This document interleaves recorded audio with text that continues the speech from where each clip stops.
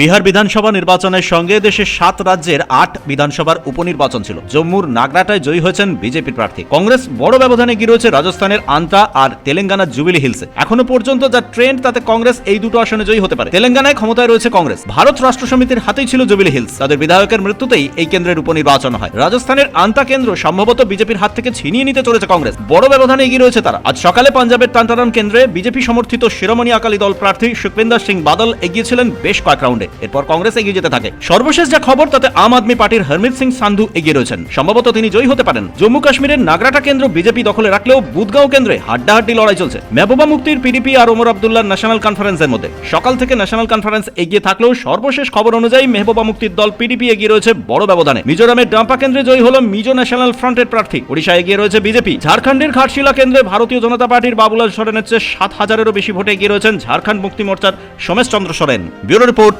কুবের কলম ডিজিটাল।